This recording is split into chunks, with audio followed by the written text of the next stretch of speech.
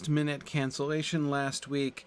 A little bit of a ill-timed sort of family mini crisis arose. Nothing health-related or anything, but I was tied up at the time of class, so I appreciate your flexibility. But anyway, all set this week, and here we are ready to resume. Though, whenever there's a gap like this, I'm always like, wait, what were we talking about? So I'm going to try to get myself back into the zone here. All right. Quick announcements.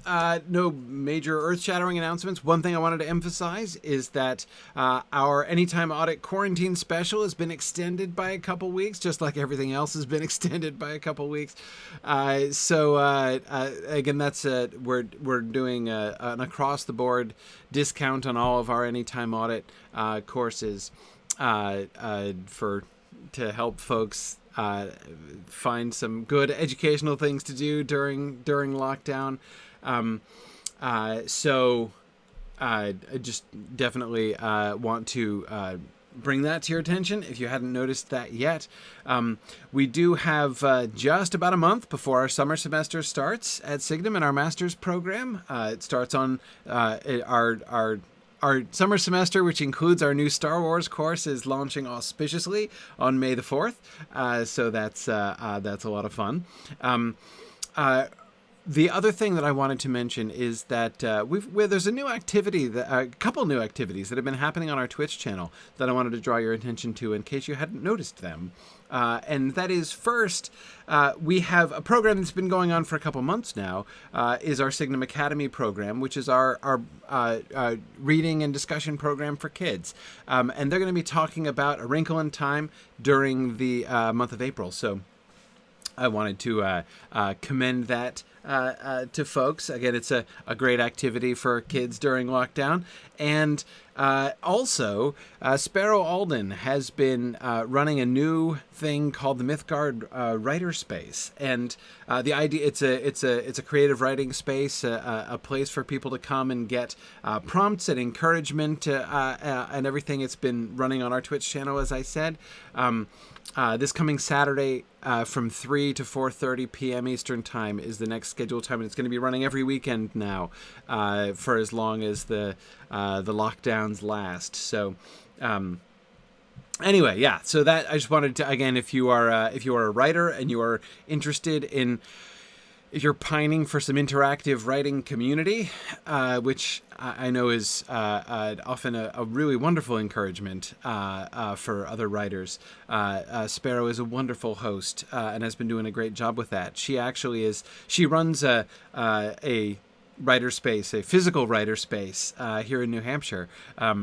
Up a little further north than I do, and that's been a really successful undertaking. So I'm delighted to see her taking this virtual during the lockdown. So anyway, okay, so all of those things are happening in Mythmoot. We don't know exactly, of course, can't predict the future, but as of right now, from all of our discussions with the venue, we're still, as of now, planning on continuing to hold Mythmoot. As I've emphasized before, there's registering for Mythmoot is a no-risk situation.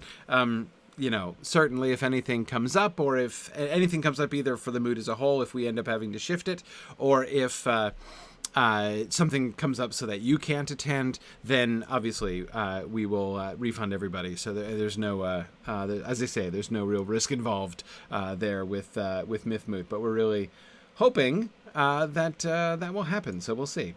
All right, let us move back. I'm gonna so many windows here. I gotta make sure I'm covering up my. There we go. Okay. All right, excellent. Okay, good. Hey, and I see Cecilia and Mary are with us as well. Very good. Very good. Okay. Let us get back to the text here. So, okay. Oh, good. Catriona was recommending Sparrow sessions. Glad you could attend that, Catriona. Okay, cool. So, we were in the, I don't know what, maybe we got like 2/3 of the way through the Eindhoven.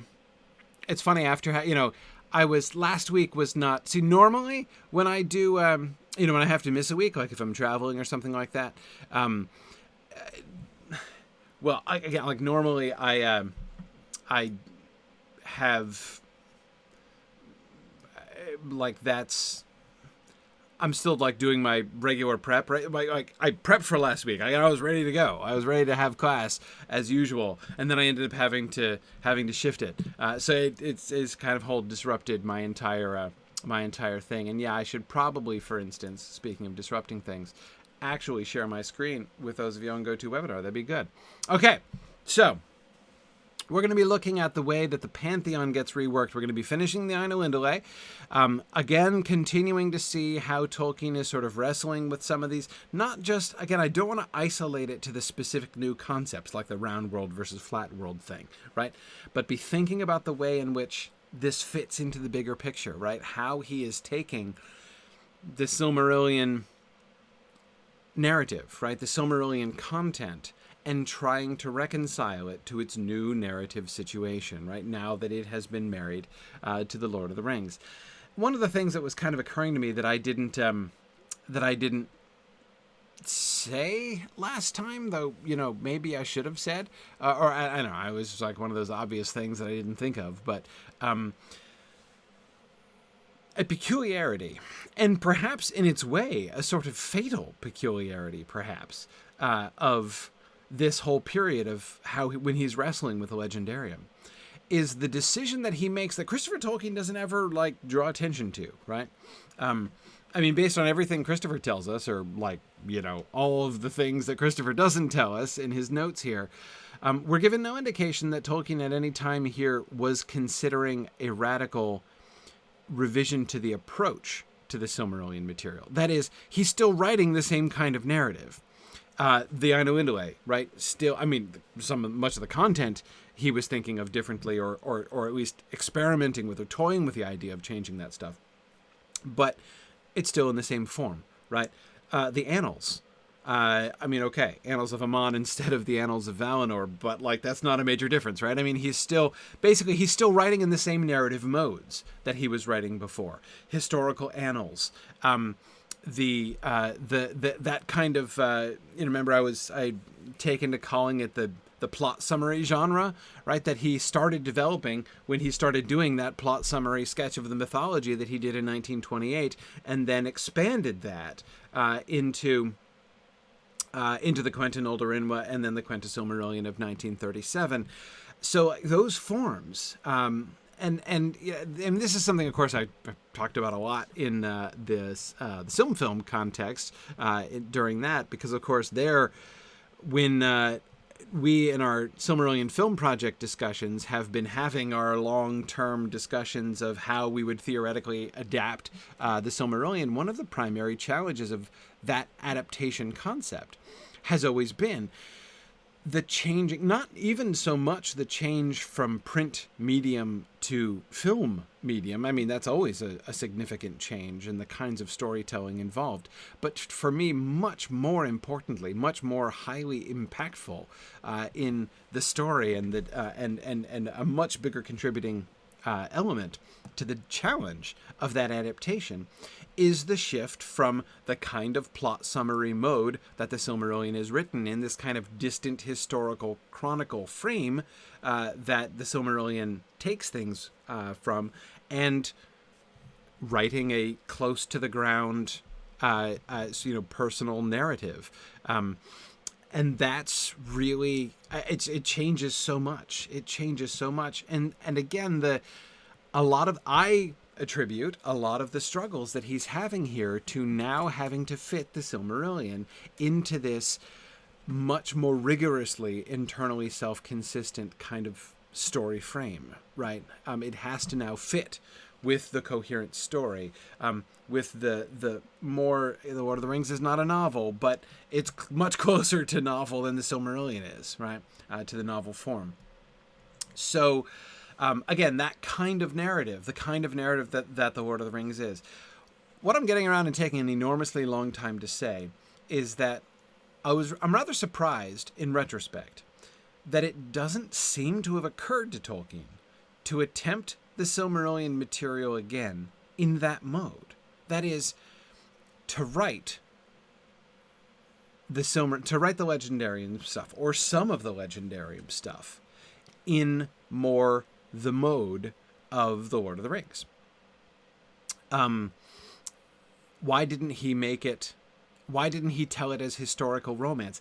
This is particularly kind of glaring, I think, as a question, because, of course, he did have that impulse at numerous points, right? In the past, he had dropped the whole Legendarium project multiple times in order to undertake a heroic romance version, right? From the alliterative, in verse, of course, in the alliterative Children of Húrin, in verse with the Lay of Leithian, right? And you're absolutely right, David, that he does do that to an extent, right? Or at least he does begin doing that with the revised Tuor version, right, that he does begin at this time.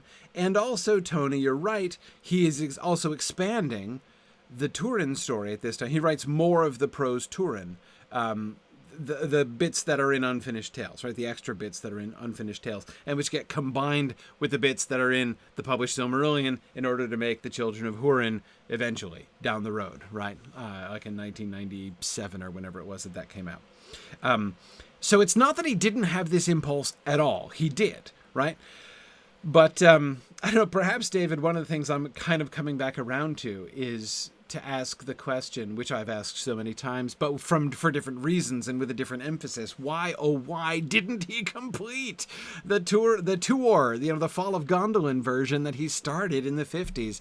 Not only because it is definitely the one thing that Tolkien began, of all of Tolkien's unfinished projects, of all the things that he began and didn't finish, that is the one I wish, that is the top of my list of the things. If I could somehow historically intervene to get Tolkien to complete one of his incomplete things, that would be the one. That would be the one I would choose. Anyway,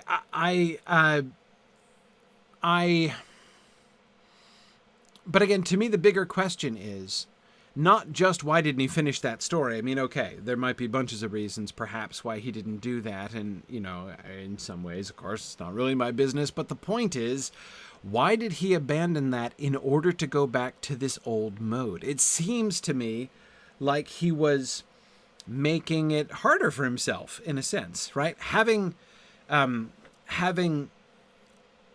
sort of allowed the story to develop in the organic way that it did through the course of the writing of The Lord of the Rings, and having that, not only the things that did develop organically during that period, and we'll see some of those things impacting stuff tonight, I hope, directly, some implications that has, that he's got to rework some things in the mythology. But again, it's not just that, right? It's now a different kind of world. It's a different kind of story. And yet he tries to tell it in the old form, right? I'm still going to write annals. I'm still going to write the Quenta in the same form, in the same general form. I'm still going to write the Ainulindale in the same form. And I... again, I'm not saying this because I don't want to just sound like I'm being impatient with Tolkien. Like, come on, come on, Tors, what's going on? Again, I'm just saying it's a little surprising to me, and I wonder, I wonder to what extent that choice was really sort of the fateful choice, right? I mean, is he trying to put new wine in old bottles, essentially? By keeping the Silmarillion in the form that he had decided he wanted the Silmarillion in before. I can almost imagine. Now, please keep in mind, this is a particularly wild speculation on my part, right? But again, when I try to guess an answer, which is almost certain to be wrong, but when I try to guess an answer to the question, why didn't he finish the Tuor story, right? One of the answers that suggests itself to me is because he was saying, like, okay, no, this is getting out of control, right? It has all of the earmarks of when the story is starting to get out of control, right? When this thing which he seems to have intended to be a short story was going to be definitely a book-length thing, right? I mean, there's no way that that version of The Fall of Gondolin finishes in under like 300 pages. I mean, there's just no way. That was going to be a full book-length story, which would have been awesome. But anyway, so my suspicion, if I had to guess, and this is only a guess, if I had to guess why he didn't finish Tuor, it was because he was saying, okay, I wanted to do a new version of The Fall of Gondolin, but this is out of control, right? I can't afford to invest the time that I would need to invest to do a whole book about The Fall of Gondolin. I need to go back and revise the Silmarillion because I was on the cusp of being able to publish that. I could have had it ready. Nobody wanted to publish it. Now they want it. Now's the time. I got to go back. And so he does this. He revises the Ainu Indale. He starts revising the Annals of Aman, right? Because that is what the Silmarillion was to him. Like that's what that this is the published form that he was imagining, in 1937, and so which he returns to, logically enough, right at this point. As I say, that's my guess, but it's only a guess. But that's sort of my my thoughts there. Robbie wonders if he would have purposely stuck with his older style to differentiate it from The Lord of the Rings. It's possible. I mean, Robbie, I certainly, I mean, it is interesting to me that let me come at this a different way. The moments when he does not make that distinction, right? Like the Tuor, right? I mean, the Tuor is, it is entering into that mode, right? It's not the same exact tone or anything of The Lord of the Rings. I'm not saying that the two of them are the same, but it's the same kind of story, or it's a similar kind of story in any case. One thing that he seems to have understood clearly is that his whole cycle of stories, right, the whole legendarium can't be treated in that way. He can't say, I'm just going to rewrite the whole Silmarillion, but I'm going to do it like The Lord of the Rings, right? With the kind of in-depth detail and narrative and psychological realism and immediacy of The Lord of the Rings, I'm going to go back and I'm going to do the whole thing, right? From the music of the Ainur all the way through the War of Wrath, right? Because he knew, I think he must have known, again, we have no direct evidence of this, but the fact that he never seems to even have attempted that suggests that he knew that that was folly, right? One could say that certain other 20th century authors could have learned from that, right? It is very likely, I think, that both George R.R. Martin and Robert Jordan might perhaps have taken a lesson from that thing that Tolkien didn't need to be taught, apparently. But anyway, so Tolkien never tries that, Robbie, right? So what he does do, though, and again, we see this impulse all the way back in the teens and 20s, right? Arguably even earlier. The whole, like, I'm going to expand and do a heroic romance. But when he does that, he's just going to do the individual stories, right? He's just going to do the Turin story. He's just going to do the Beren and Luthien story. He's just going to do the Fall of Gondolin story, right? Whenever he did shift into them. So the fact that he does, Robbie, shift into that mode suggests to me that he's not avoiding it on purpose, right? He's not saying like, no, I want to keep like a genre firewall up right between the Legendarium and the Lord of the Rings, but rather that he knew he couldn't do the whole story. So, like, hey, like Robbie, I'm not dissing Robert Jordan. I love Robert Jordan, and many thanks to Brandon Sanderson for finishing The Wheel of Time, which I just read all of last year. But still, like, it was a bad idea. Like, it was not a good plan. The Wheel of Time was not a good plan. I like it, but it wasn't a good plan. And the Song of Ice and Fire is a worse plan, obviously, right? That hasn't panned out well. But anyway. So, okay. And Tony, it is possible, he was in his late 60s at the time, so maybe he didn't think he had time. I agree. He might have been concerned about that, and that could have also led to the urgency, like, again, contributing to that decision to drop Tuor and that sort of budding book length narrative, and instead shifting to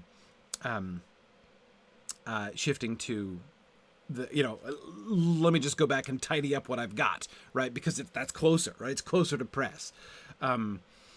Yeah, maybe. But anyway, Nelson, I do think that the sort of psychological realism present in The Lord of the Rings was to some degree incompatible with the mythological framing of the Silmarillion. That's complicated, right? On the one hand, I agree. It would be really hard to do like the music of the Ainur in the same mode that you're doing the Lord of the Rings, right? To describe the music of the Ainur in the same way that you describe Bilbo's farewell party, right? Like, no, you couldn't really do that. So I agree it's incompatible in many ways with that. But at the same time, I do think exactly the tension between the kind of psychological realism of Middle-earth as a whole, right? Of the history of the kind of psychological realism which The Lord of the Rings demands of the history of Middle-earth as a whole is exactly problem number one with Tolkien's undertaking in the revision of the Silmarillion. So as I say, I think it's a little bit complicated. But anyway, okay.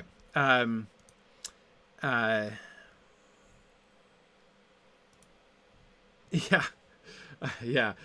George says it's like he needed a project manager and he had Christopher right there. Yeah, he does. Of course, unfortunately, Christopher didn't have hindsight, right? I mean, I can only imagine the number of times that Christopher Tolkien in like the last 40 years of his life, right, was like kicking himself in retrospect. Like, I mean, I'm sure Christopher had a list of like the number of talks I'd wished I had had with Dad in the 60s, right? Yeah, I'm sure Christopher must have been thinking that way. Yeah. Anyway, okay.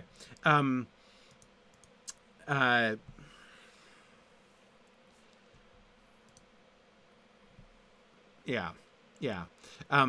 Oh, Brian, I agree. So Brian says it's the realism of the Lord of the Rings story that makes the mythical elements make such an impact when inserted into that realism. I agree. Again, I don't think at all that I would never at all say that all of the material, right, I mean, honestly, perhaps from the awakening of the elves at Cuiviénen, and at least from the the unrest of the Noldor and the return, the exiles, the return of the exiles to Beleriand and the wars in Beleriand, all of that material, I think, could, in theory, by an enormously prolific and efficient author with very great longevity, could, in theory, have been done as this massive, serial set of novels that would be like, I don't know what, 2-3 times as long as The Wheel of Time. Yeah, in theory, I would not say that narrative style wouldn't work with the material. It would. Not all of it. I mean, I do agree with Nelson that not all of it would work.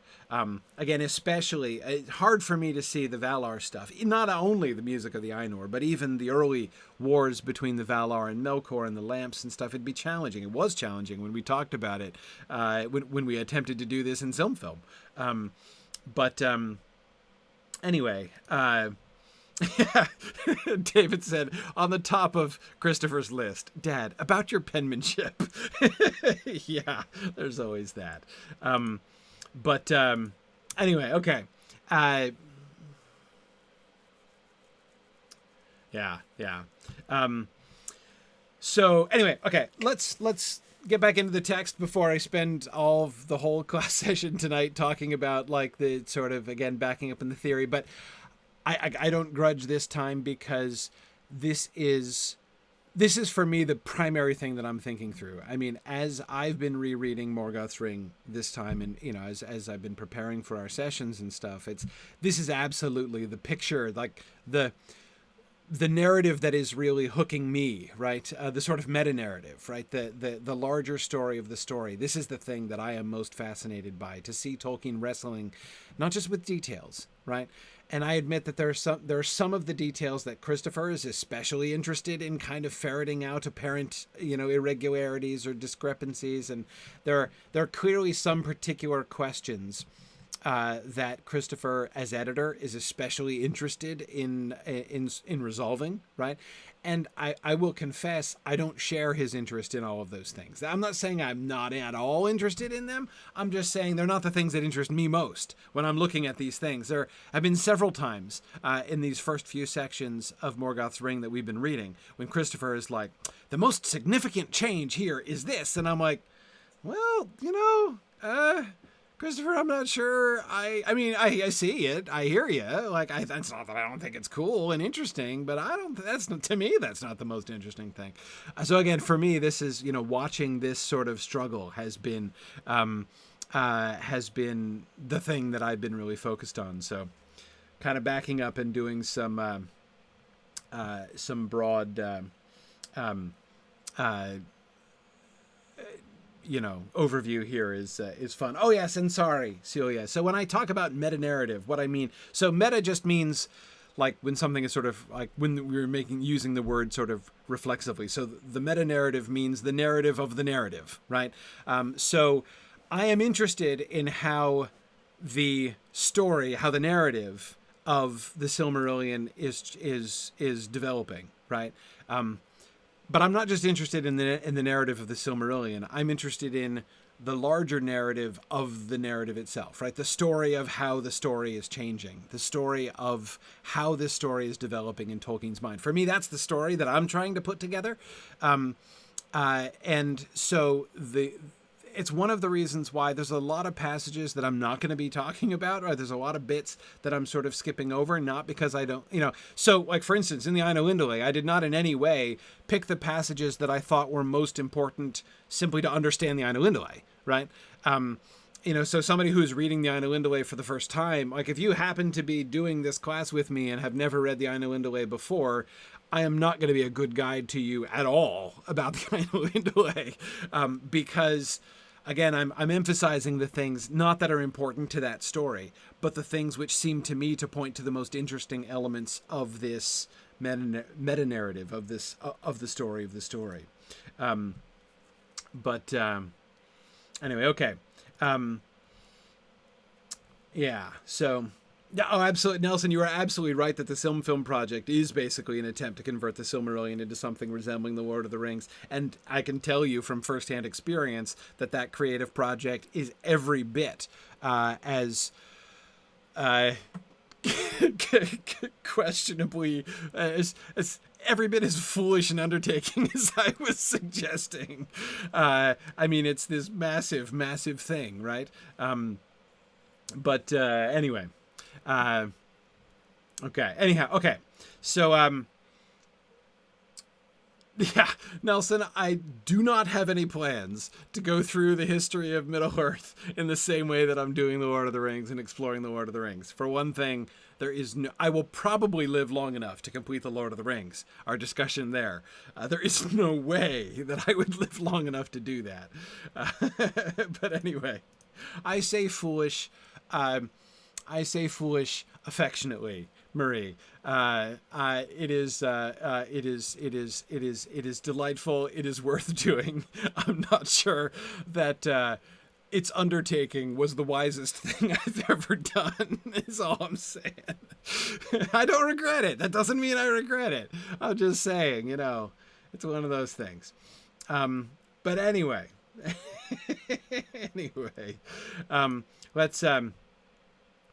let's, as I said before, let's dig into the text here. So,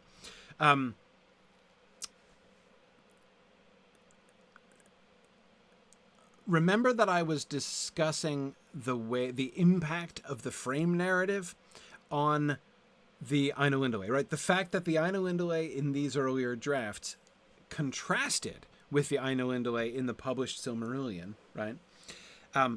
Still has the frame elements. We are explicitly reading a human's recording of the words of an elf to him, right? And we get the attributions, right? We know the provenance of these stories. We are reading this story because Ælfwine brought these stories back to Europe, right, from Elvenhome, where he was told these stories by Pengalov, who was transmitting stories, many of which had been previously written before by Rúmil the scribe. So,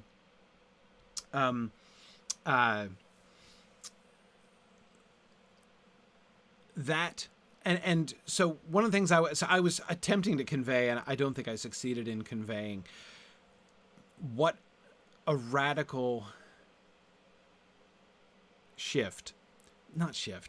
what a radical impact that has on my reading of the text, right? There are so many elements of the Ainulindale, so many passages that sound completely different if they are read in an authoritative narrator's voice, right? We're just asked to accept the narrator, who, combined with the sort of tone and register of the narrative and the sort of authority generally claimed, makes it sound, as someone said last time, makes it sound like scripture, right? I mean, it seems very authoritative.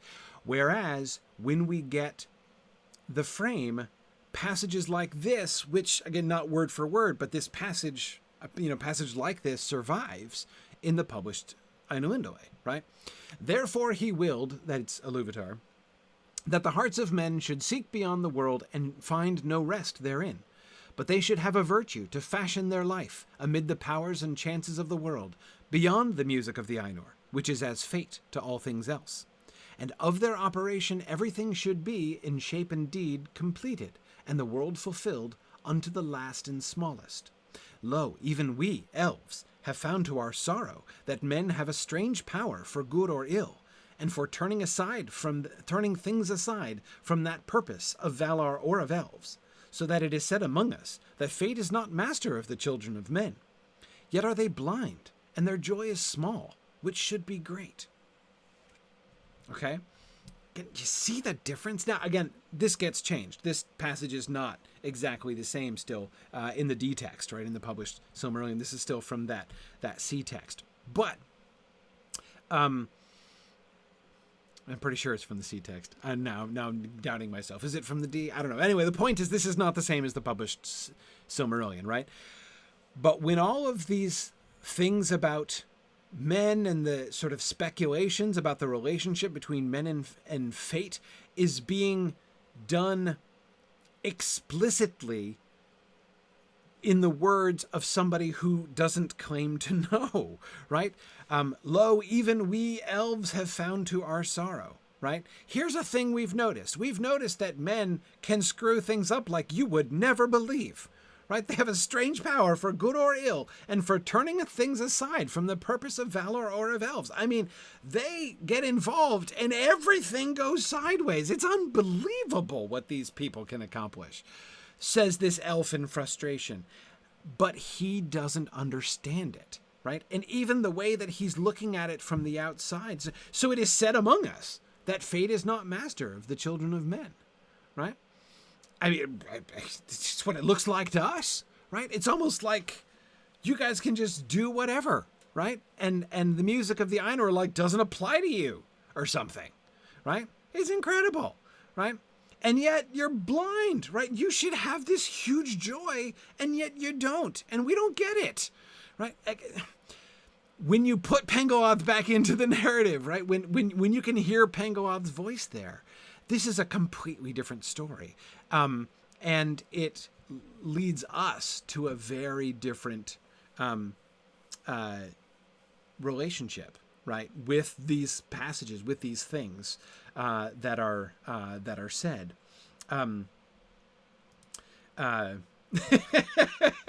Yes, Yana, I agree.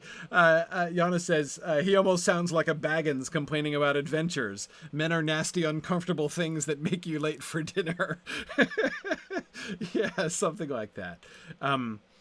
Yeah. Karina, I agree with you. That phrase, is as fate, is interesting, right? She says it's not is fate, right? But is as fate, right? That is, again, the music of the Ainur, which is as fate to all things else, right? And Karita is right to say that is very different from saying beyond the music of the Ainur, which is fate to all things else. Many have drawn the conclusion from the text in the published Silmarillion, and I know many people whom I respect very greatly who draw this conclusion from that. I am not dissing this conclusion at all. Have said, look, according to what it says in the Ainulindale, elves don't have free will. You don't have to like it, but that's what the text says. The text says that elves don't have free will. Men do, elves don't. Elves are guided by fate. They are dominated by fate. They cannot change the course of events that is laid down in the music of the Ainur, whereas men can. And I agree. I mean, like, that is indeed, that is not only a defensible, that seems to be the explicit denotation of what the published Ainulindale says. But, Karita, that's where this passage becomes really important, right? Maybe he changed his mind more in that way. We'll watch that as we move forward to see what he says about that as he continues. But that's not what he's saying here, is as fate, right? It is literally, it is like fate. It's exactly, Tony, it's a simile. It's a simile, right? He is comparing the music of the Ainur to fate. He does not, is avoiding saying, Karita, as you're saying, it's a weird, it's an odd construction, right? He's avoiding saying that the music of the Ainur is fate to all things else, which would be far the simpler thing to say in that sentence. Yeah, it does, Brian, leave open the question of whether there is an actual literal fate in the world, whether or not events have been prescribed, right? And what is the impact of the choice of individuals? Yana,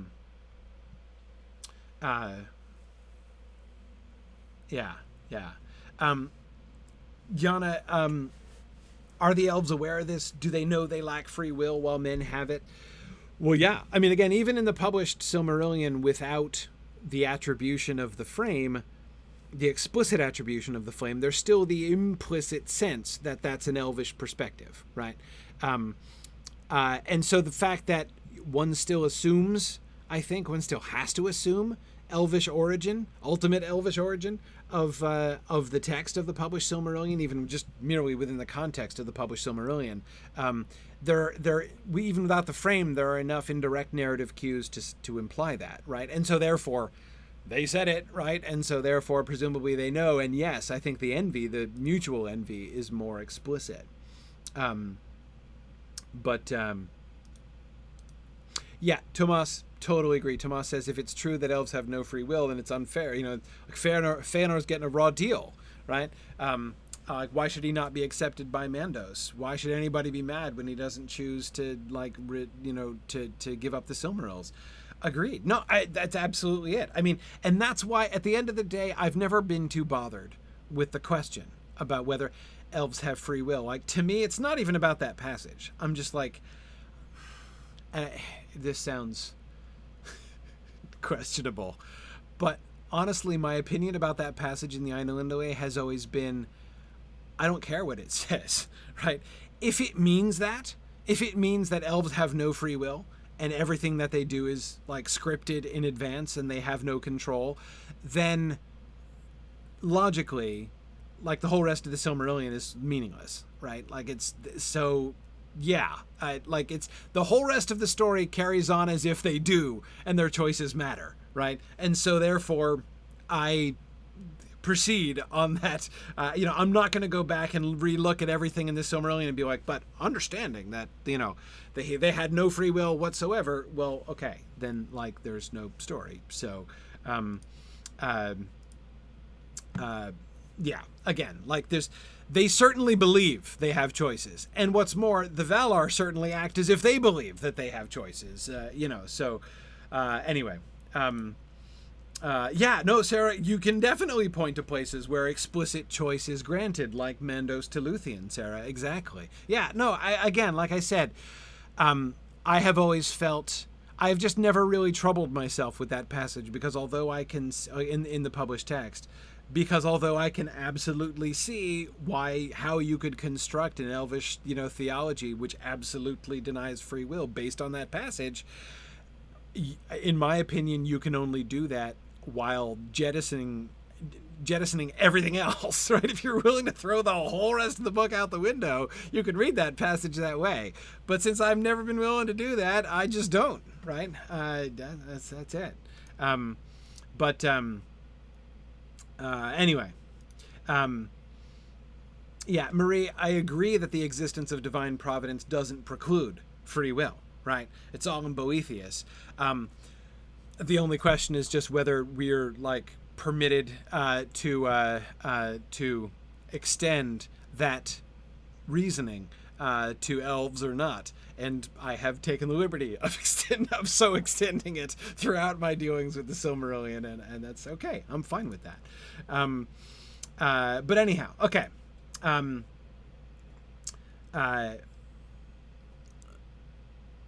Let's keep going. Okay, here's one of those examples where I was not in perfect agreement with Christopher about what was the most important thing. Okay, the central shift in the myth of the creation lies, of course, in the fact that in the old form, so this is the shift from B to C, right? The shift from the old version that he had written in 1937 to the revised version that he worked on in response to the rejection of the round world version, right? The C-star version. Okay, sorry. In the old form, when the Ainur contemplate the world and find joy in its contemplation and desire it, the world has been given being by Iluvatar, whereas in C, it is a vision that has not yet been given being. So, you'll remember that in the published Silmarillion, there's sort of three stages, right? First, there's the music. And the drama inherent in the music, right, sort of lays out and prefigures the drama of the world, right? There is, at the end, there's the actual creation. There's, Ea, let these things be. And then, of course, the Valar enter into the world and find that they have to shape it and form it and make and enact the music again, right, to make it all happen. In the published Silmarillion, of course, there's that intermediary thing. The music ends, and then Iluvatar says, behold your minstrelsy, right, and shows them the vision of what they have. Here is the world that you have made through your music, right? And he gives them this vision, and then he makes it be, and then they enter into it and find that they have to do it. So there's a sense in which we get it happens three times, right? Or it's sort of the drama of the world is played out in one form or other three times, right? I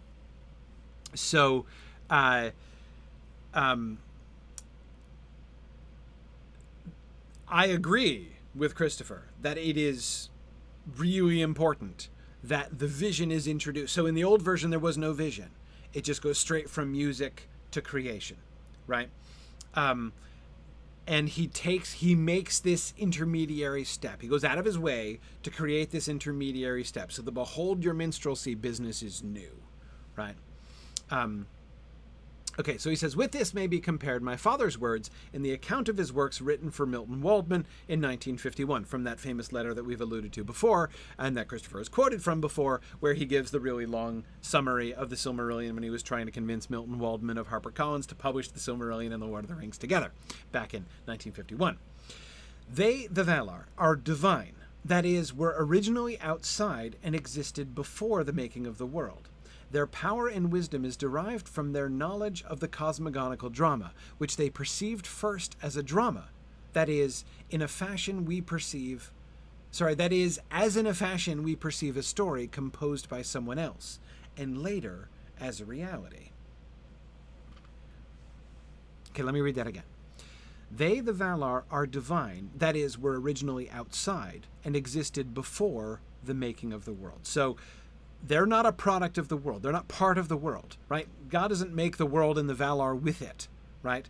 Their life and experience is not circumscribed by the created world. In that is the sense in which he says they are divine. They are outside and existed before the making of the world. Their power and wisdom is derived from their knowledge of the cosmogonical drama. So the power and wisdom of the Valar, when the Valar act with power and teach with wisdom, right? Guide with wisdom the events of the world, right? The events of Arda after they've entered into it. They are made capable of doing these things because of their knowledge of the story, right? Because they've gotten spoilers already, which they perceived first as a drama. That is, as in a fashion we perceive a story composed by someone else, and later as a reality. Their power and wisdom comes from knowing the story in advance, at least partly.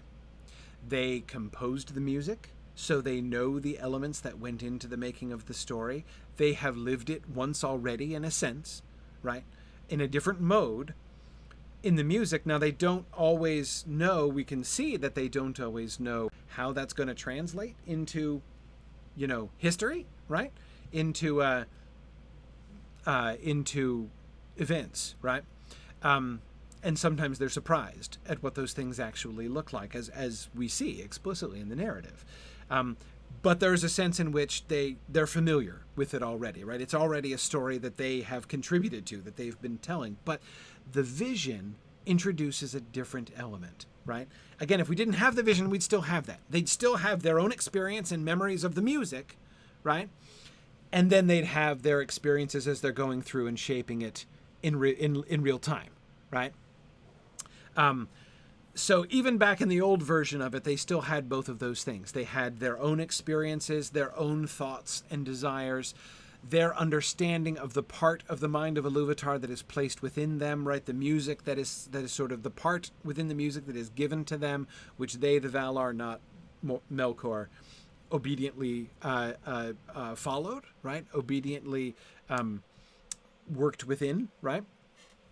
So because of so even back in the old days, because of their understandings of those things and the way in which they can see how these things are playing out, right? They have much wisdom and understanding, not only of how the world is working and how it is gonna work, but how it should work, right? Okay, so that was always true. So what is the significance of the vision then? Tolkien's emphasis is that they, through the vision, by being made by Iluvatar into passive recipients of the drama of history, of the cosmogonical drama, right? That is the drama of the creation of the world, right? When Iluvatar makes them sit back and say, hey, let me show you this, let me tell you the story of creation.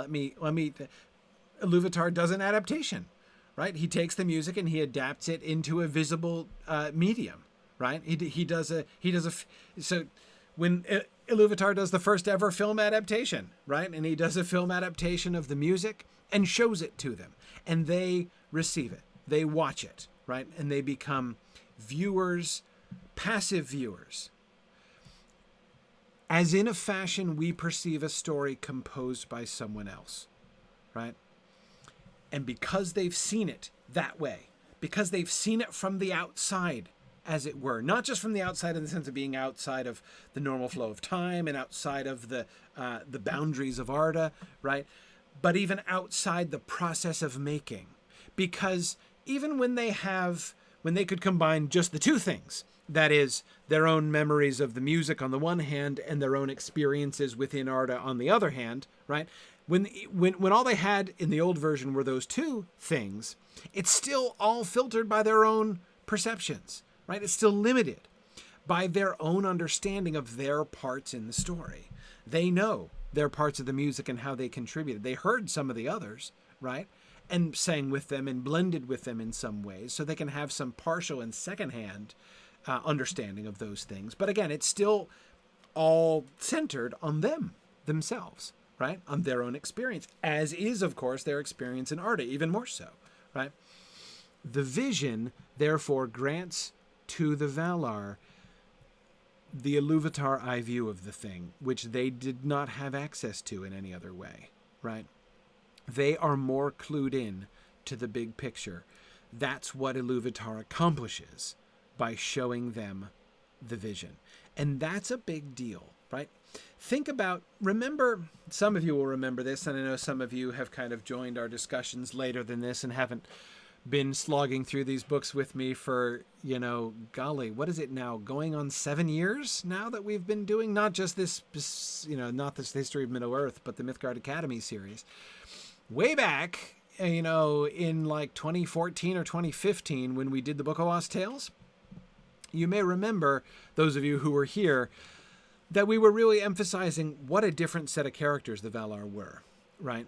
And one of the ways in which we were talking about it at the time is that the published Silmarillion tells the story of the Valar, just like the Lord of the Rings tells the story from the point of view of the hobbits looking up at the big people, right? So you've got the great heroes, Aragorn and Gandalf and even Boromir, and then you've got, like the normal people, right? The little people, the hobbits. And to some extent, the Silmarillion is kind of parallel to that, where the normal register, right? The eye level of the narrative of the published Silmarillion is elves, right? And they're sometimes looking a little bit down towards men, not always really down, right? But sometimes a little bit down. But in any case, most importantly, up at the Valar, right? Whereas in the Book of Lost Tales narrative, the eye level of the narrative is the Valar themselves. They are the characters. They are the characters, and they are not treated with anything like the reverence that we see for them in the narrative of the published Silmarillion, right? This seems to me a really important element of that shift, a really important thing there. The Valar were just more clueless. I mean, that I don't think that's unfair. Those of you who are remembering the Book of Lost Tales can tell me whether you think I'm going too far there, but they're genuinely bumbling at times. They do. I mean, there's slapstick comedy among the Valar in the Book of Lost Tales, right? They do. I mean, I'm thinking not only of scenes charming and delightful as they are, like where they where they're bringing the last flower of Telperion in to be made into the moon, and they accidentally trip and drop it. And that's why there are the dark spots on the moon, right? It's a lovely story. It's a charming story. It's an endearing story.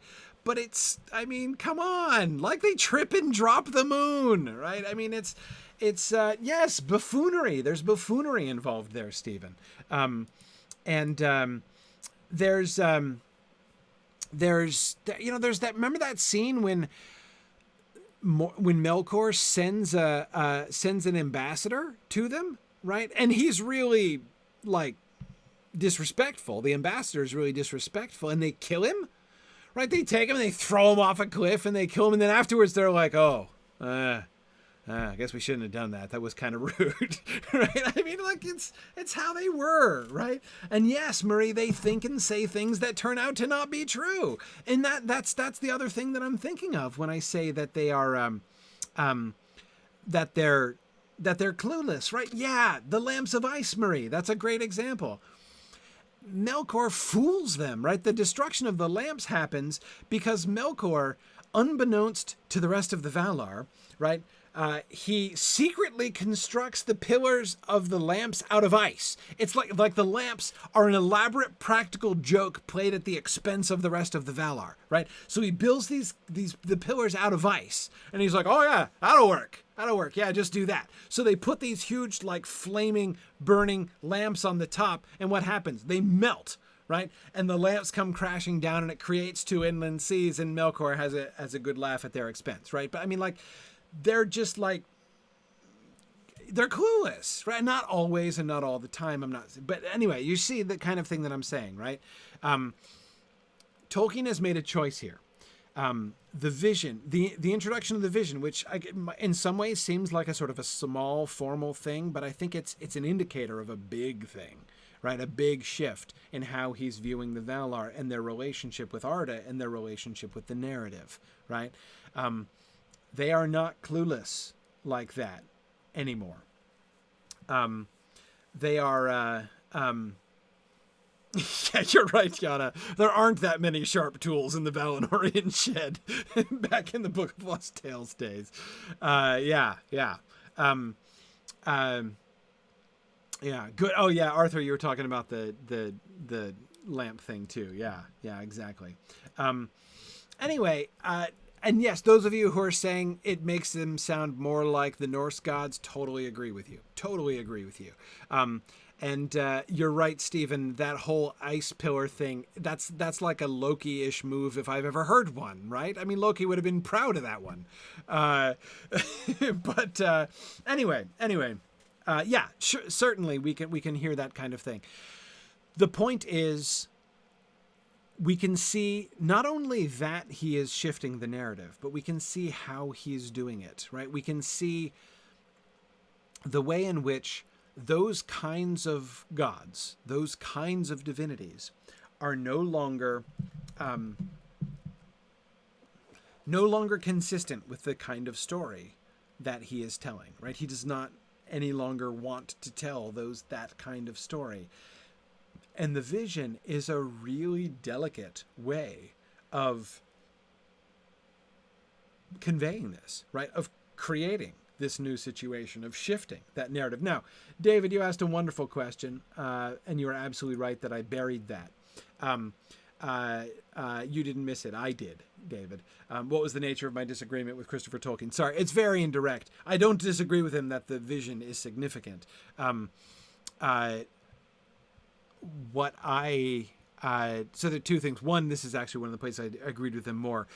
But I guess, David, my biggest disagreement is that this kind of thing seemed to me, the thing that Christopher is most interested in, right? The thing that he's absolutely fascinated by throughout the discussion of the Ainulindale is what the word Arda means, right? And how the concept of the world changes, and when Tolkien says the world, when he says Ea, right? What does that mean? Again, not saying that's not interesting. It really kind of is, and it has some significant theological and philosophical implications and stuff, and that's, yeah, absolutely. But I think this is way more important. I think Christopher undersells this, David, is the main thing that I was going to say. He brings this up very rightly. But this kind of thing seems to me to be, well, anyway, it was certainly one of the kinds of changes that I was much more interested in. Yeah, that's what I mean. Yeah, good. Yeah, Jennifer, the vision gives them an element of omniscience, or like secondhand omniscience, right? They've been shown the plot summary, right? And this knowing gives them a much more sober dignity. Yes, exactly. They're much more sort of in control of things. Okay. Here's another place where there were things that I was really interested in the narrative that Christopher was less interested in, so I wanted to draw some attention to some of the things that I found were cool. The far more complex account in the new... So this is the narrative of the Melkor Narrative. So this is the story of the different struggles, like the sequence of different struggles that Christopher made. So there are two reasons why I wanted to quote this, and this is long. This is a 2-slide passage. There are two reasons why I wanted to quote this. One is I wanted to quote this because I am super glad that Christopher did it.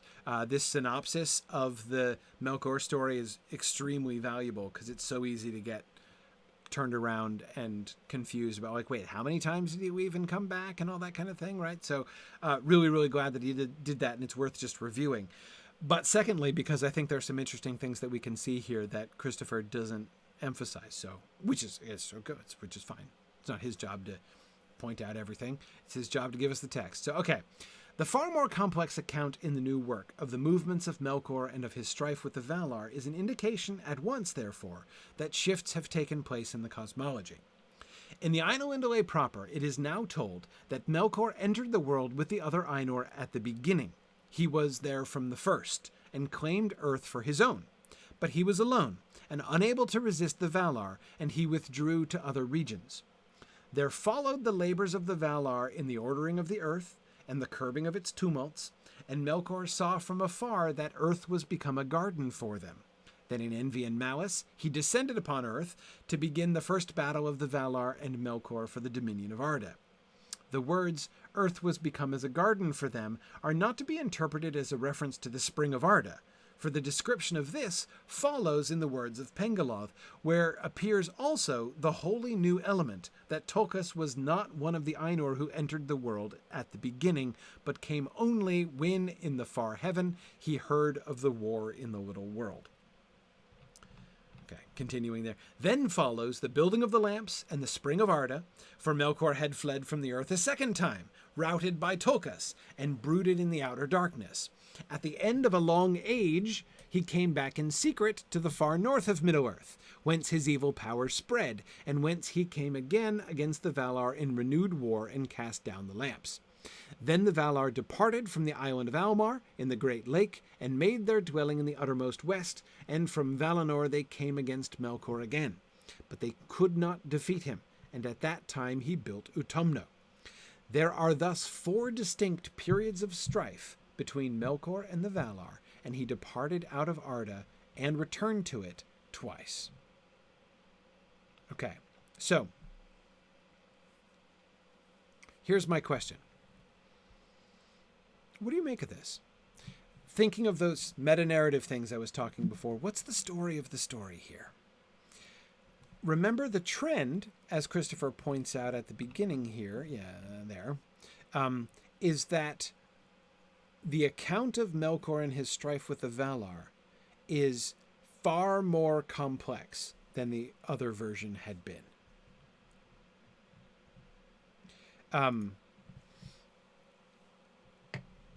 Why? Why is the Ainulindale story trending in the direction of this increased complexity? What do we see? What do we see in this story? How does it fit? How does it work? What do we get from it that we didn't get from the simpler version? Remember the stages, the new things, his coming in originally, right? He comes in and then he leaves. And then he comes back and there's war. But Tolkas shows up. He gets his butt kicked. He leaves again. Then he sneaks back, right? And then he initiates war by stealth and surprise, right? And he wrecks the lamps.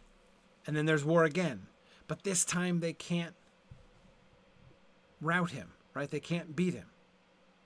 And he takes refuge in Utumno, which they initially fail to get him out of, right? Good. David says, a more complex story necessarily creates a bigger character arc for Melkor. Yeah, David, I mean, I think it is interesting that perhaps Tolkien is more interested in the fall, specifically in the fall of Melkor, I think, than he used to be. Yeah, I mean, David, that is to me one of the primary things that jumps out at this, right? By adding all of these comings and goings of Melkor, right? To me, one of the clearest new trends that was not there when we didn't get all the comings and goings is Morgoth's persistence, right? First, you get that first almost impetuous sounding declaration, right? When he names it unto himself, when he comes into the world and is just like, yes, this is mine. And they're like, no, it's really not yours. Right. That's it. So we see his first reaction. And one of the effects, David, there is to set the stage of the sort of the dynamics of the fall, right?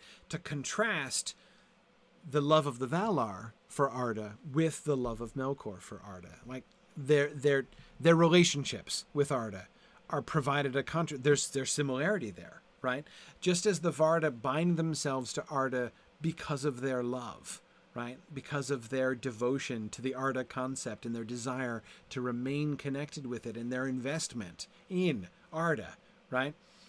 Melkor has a similar reaction, but it manifests itself differently. So that's the first scene that is set for us, right? But poor Melkor, it's not working out the way that he wants, right? He loves it, he wants it, he desires it, he claims it for his own, but he can't have it.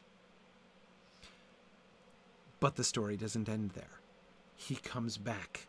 He comes back with war. He comes back and fights them, and we get that. First. What's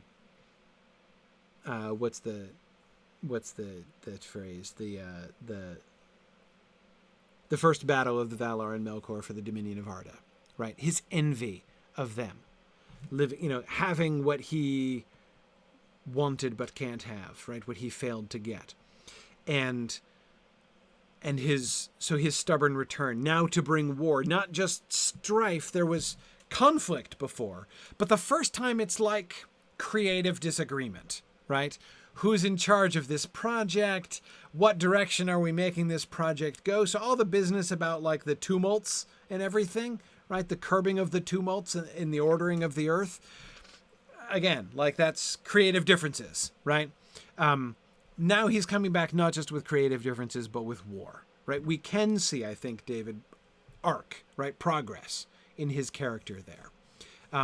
And now he's coming down. Now he's coming back, and this time he's ticked off, right? And he's not going to take it anymore.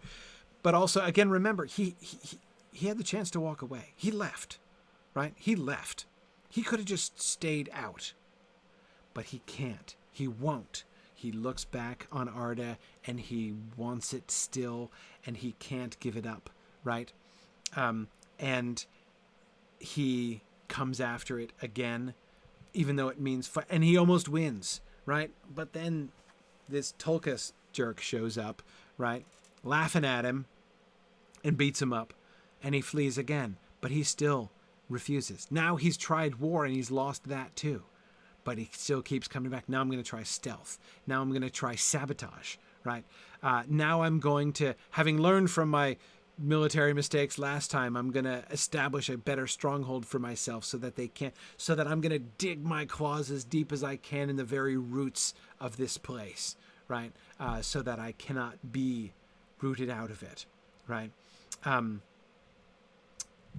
It's a much more fascinating and compelling narrative, right?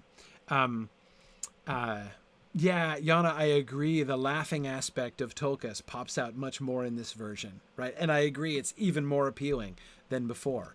Tulkas in the Book of Lost Tales is a little bit zany, right? But like, a lot of them are, right? He's a little bit off the wall and he's cool and he's funny, but he's, but again, that's sort of, in some ways, the laughing, it's like not the norm. There's a lot more laughing in the Book of Lost Tales on everybody's part, right? But Matt, that is exactly what I was thinking when I was reading this. It sounds like Gollum, doesn't it? Remember the title of this book, how all of Arda is Morgoth's ring, right? That is a quote from Tolkien in this period that Christopher is drawing on in order to give the title to this volume. You can see it, right? Can't you see it emerging here? So it's not just that he's getting more of an arc. David, I absolutely agree with you. The arc that he's getting begins to sound a little familiar, right? There is a sense, Matt, in which he does both love and hate Middle-earth, or not just Middle-earth, Arda, as Gollum loves and hates it. Yeah, good. Yeah, he loves and hates Arda as he loves and hates himself. Stephen was just saying too. Definitely.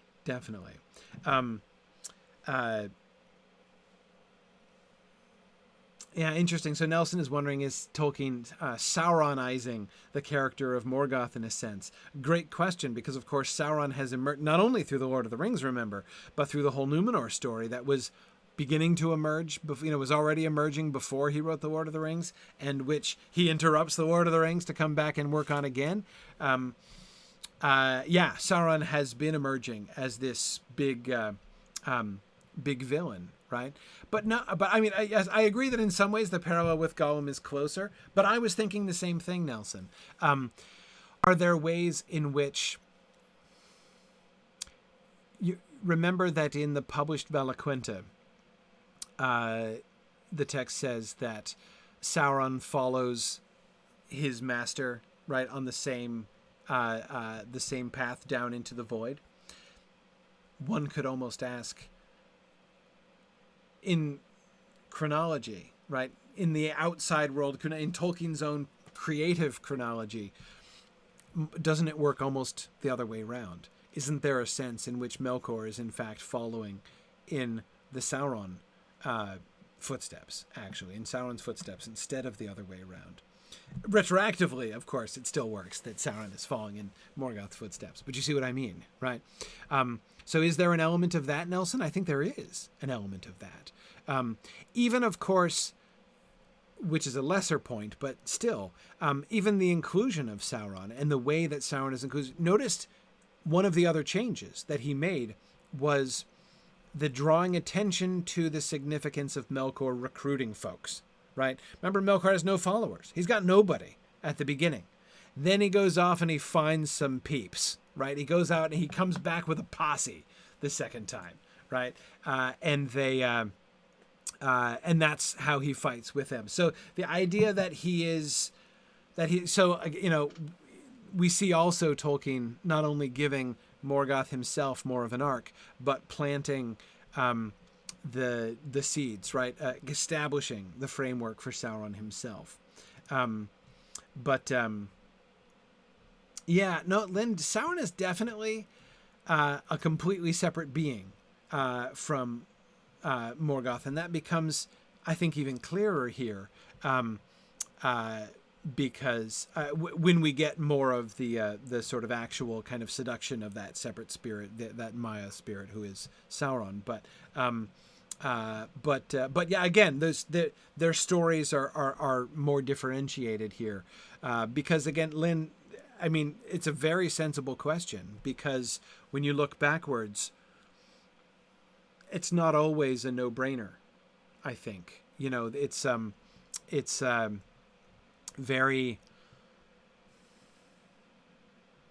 I think there's some doubt in some ways as to whether or not these two characters ultimately are going to be the same. In the end, they're differentiated, but I think they're not always wholly differentiated, really. In some senses, though that's complicated. Anyway, all right, let's keep going. I want to get past the end of the Ainulindale tonight. Okay. So here's Round World Melkor. But Manwë was the brother of Melkor, and he was the chief instrument of the second theme that Ilúvatar had raised up against the discord of Melkor. And he called unto himself others of his brethren in many spirits, both greater and less, and he said to them, Let us go to the halls of Anar, not amended, where the sun of the little world is kindled, and watch that Melkor not bring it all to ruin. So, sorry, I should have reminded you, calling this round world Melkor wasn't enough. These are passages, now we've now finished Christopher's discussion of the C text of the Ainulindale, right? The one which is the precursor of the published text, the revised version, the sort of what he decides is the definitive post-Lord of the Rings revised version until he does the D text, right? This is from that C star text. This is from that other version of the Ainulindale that he gives to his friend and which she doesn't like as much, right? So here in these next few passages, we're going to be looking at some of the things that he was experimenting with, which his friend told him didn't fly as well. Sorry, I'm blanking on her name. Somebody remind me of her name. Mrs. what? Begins with an F? Blanking. Sorry, I apologize. I'm having some aphasia where her name is concerned. Anyway, I want to give her credit because, again, I'm enormously grateful to her. So Farrer, yes, Mrs. Farrer, thank you. So this is from that version that Mrs. Farrer rejected, right? Okay. But Manwë was the brother of Melkor, and he was the chief instrument of the second theme that Iluvatar had raised up against the discord of Melkor. And he called unto himself others of his brethren in many spirits, both greater and less. And he said unto them, Let us go to the halls of Anar, where the sun of the little world is kindled, and watch that Melkor bring it not all to ruin. So notice Manwë gathering everybody together, but of course the sun's already there, right, in the new world. The sun of the new world is already kindled. And they went thither, Manwë and Ulmo and Aule and others of whom thou shalt yet hear, Alfwina. And behold, Melkor was before them, but he had little company, save a few of those lesser spirits that had attuned their music to his. And he walked alone, and the earth was in flames. The coming of the Valar was not indeed welcome to Melkor, for he desired not friends, but servants. And he said, This is my kingdom, which I have named unto myself. But the Valar answered that this he could not lawfully do, for in making and governance they had all their part, and there was strife between the Valar and Melkor. And for a time Melkor departed, and withdrew beyond the arrows of the sun, and brooded on his desire.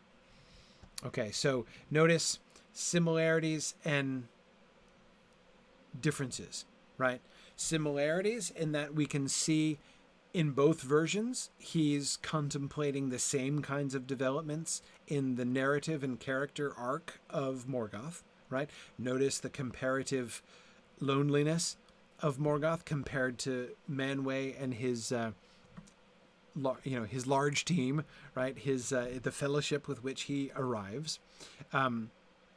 So that's one thing. No, again, the sort of that drama of this is my kingdom, which I have named unto myself. I love the present perfect tense there, right? Like, I have named it. It's done. You're too late, right? I already put the Melkor flag on this planet, right? This place is mine. Y'all are interlopers. Thanks very much, but go back home. I don't need you or want you, right?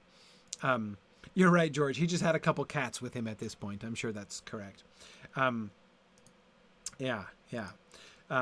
Jocelyn, I'm not sure I'd recommend brooding on your desires. It does sound pretty awesome, right? But there's a pretty poor turnout, historically speaking, for Tolkien characters who spend much time brooding on their desires, right? Generally not a hobby I'd recommend.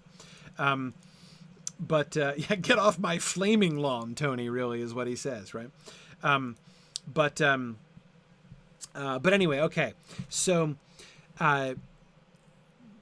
we can see some similarities, but there are also some fairly important differences with the sun, right? I don't want to lay too much stress on this, but the sun, here's one of the ways in which I would use this passage to kind of illustrate why I'm not a big fan of the round world version, right? Why I think the flat world version is better with no sun. This is the first encounter. This is the first entrance of Manwë and the other Valar into Arda, and they find Melkor but newly arrived and having already claimed it. And the sun's already there. It's like they have to shape and form the world, except for, a lot of it, which is already shaped and formed in advance, right? The mythic power of sorry, let me go back for a second just to read the passage. The ordering of the earth and the curbing of its tumults, right? That stuff, right? Where we get this idea of the primordial shaping of the world, right? That when Iluvatar listens to the music, shows them the vision, and then sends them off. But when they get there, they find wow, okay, square one, right? It's time turns out we've got to build this world from scratch, right? This is not a world from scratch. It's already got a sun, right? There's this sense of pre-existing condition, right, that we get, which for me, the sun is just kind of one representative of, but to me it feels discordant, right? To me it undermines the whole mythic power of this concept of this initial struggle with him. So the struggle is still there. He wants to be telling the same story about Melkor, but to me that story doesn't have nearly the same force when the arrows of the sun are already there, right? Yeah. George says, thank Eru for Mrs. Farrar. Hey man, like, I'm with you. I'm with you. I can join you in that. Yeah. And Josiah, yes, I don't think I understand the phrase, the arrows of the sun. You want to talk about, Christopher Tolkien wants to talk about, it indicates cosmological developments. You want to talk about cosmological developments? Why is the sun shooting arrows? Who's shooting arrows? What's it doing? Shoot at Melkor? Is there enmity between the sun and Melkor? And if so, why? I mean, yeah, inquiring minds want to know, and I really don't know. Yeah. And Michael, I do agree. It destroys the whole story of sort of Melkor hoarding light. Yeah. That light is already, I don't know. I mean, you can say he's laying claim to the sun as well, right? In claiming all of the earth, and I whatever. But, yeah, no, see, Tony, I agree. When we get Aryan and the making of the sun, and Aryan driving the chariot of the sun with the fruit of laurelin in it, that's a sort of a quaint mythic story. But it works as a mythic story, right? This does not work as well for me as a mythic story. Yeah, Nancy and Matt Duke are both saying that arrows of the sun. I mean, it seems like a metaphor for sunbeams. I agree, but why? Why that metaphor, right? That metaphor suggests that, especially withdrew beyond the arrows of the sun, makes it sound like, he was sick of holding up his shield to deflect the arrows of the sun. Like the arrows of the sun are aimed at Melkor, and that's bad or harmful or inconvenient in some way, right? That he's got, I don't know. Like I said, I'm saying I don't get it. So I don't pretend I have an explanation. I just don't get it. Anyway, okay. More round world Melkor. And Melkor was shaken by the laughter of Tulkas and fled from the earth. Then he gathered himself together and summoned all of his might in his hatred, and he said, I will rend the earth asunder and break it, and none shall possess it. But this Melkor could not do, for the earth may not be wholly destroyed against its fate. Nevertheless, Melkor took a portion of it, and seized it for his own, and reft it away. And he made it a little earth of his own, and it wheeled round about in the sky, following the greater earth wheresoever it went, so that Melkor could observe thence all that happened below, and could send forth his malice, and trouble the seas, and shake the lands. And still there is rumor among the Eldar of the war in which the Valar assaulted the stronghold of Melkor, and cast him out, and removed it further from the earth, and it remains in the sky, Ithil, whom men call the moon. There is both blinding heat and cold intolerable, as it might be looked for in as might be looked for in any world of Melkor.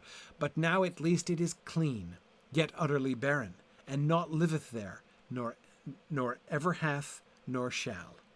And herein is revealed again the words of Iluvatar, for Ithil has become a mirror to the greater earth, catching the light of the sun when she is invisible. And because of malice, silver has been made of gold, and moonlight of sunlight, and earth in its anguish and loss has been greatly enriched. Whew. Okay. All right. This passage is amazing. This is an amazing passage. And what I like about this, right? What I like about this. Well, no, let me not start there. I'm not just going to hate on the round world version of the story. There are things to like about it. And I like some of the things about this very much. But this passage is, for me, like a perfect illustration of the best of times and the worst of times in the round world version, right? Let's start with the worst of times.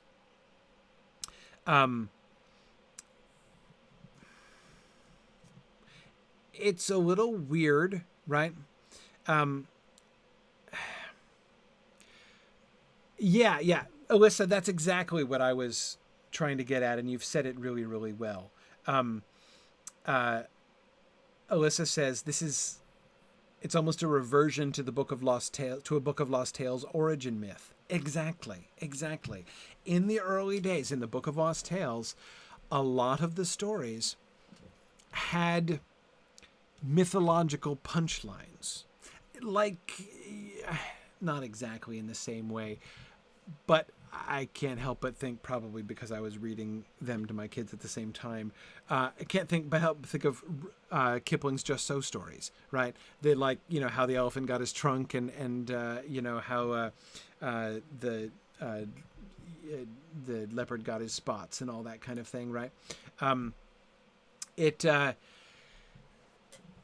He did that kind of thing a lot, right? Like, we got that in the Beren and Luthien story. Like, right in the middle of the Beren and Luthien story, we get Tevildo and Huon, and that's why dogs and cats to this day still don't get along, right? We got This Is Why Ireland, right? And now we're getting, and this is why the moon exists, right? Because Melkor grabbed out a chunk of the world. And Nancy, I agree. Nancy says Melkor's secret moon base sounds like a joke when I tell people about it. Yeah. Yeah, Christopher, I was thinking of the parallel between Ireland and the moon as well. Yeah, I think there's actually an interesting paper in that, potentially, Christopher. Or Chris, I should say. Sorry, not to confuse you with Christopher Tolkien. Yeah. Yeah, good. Josiah was thinking the same thing. It's like Space Ireland. Exactly. Yes, Melkor's little Death Star, Tony. Exactly. But anyway, yes, Rihanna and I agree with you. The idea of Melkor living in the moon gives the whole man in the moon came down too soon story an ominous connotation, right? Oh, my goodness. Sarah Grant says, I'm pretty sure I saw this on Ancient Aliens, right? Yes. These things that you are pointing to is exactly why, to me, this feels discordant, right? It feels like, in his attempt to make the mythology more consistent with the modern scientific view of the world, more consistent with our historical world, right? Not just scientific world, but with our historical world. He is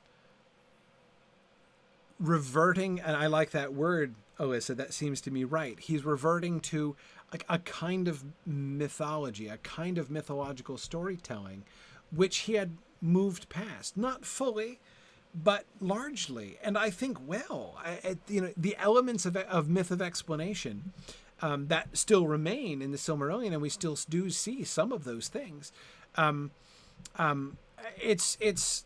It takes a different place, right? It's not the point of the stories anymore. And here it feels very, very strange for that reason. It doesn't seem to fit with the whole idiom in which the Ainulindale had been going, right? Josiah, I agree with you. There's definitely a paper in that. It bears an interesting likeness to the myth of the moon in Lewis's Space Trilogy. Yes. Compare and contrast Melkor's secret moon base with the way that the moon is described, especially in that hideous strength. Heck yeah, absolutely. But anyway, okay. But here's what I love about this. Now, Sarah, I hear you when you say that you love Ithil the moon and Ithil's, the moon's place in Tolkien's mythology too much to give it over to Melkor's lunar base, and to have it be a product of Melkor. And I hear that, but at the same time, that's actually my favorite thing about it. The way in which he takes this story of the moon, he gives a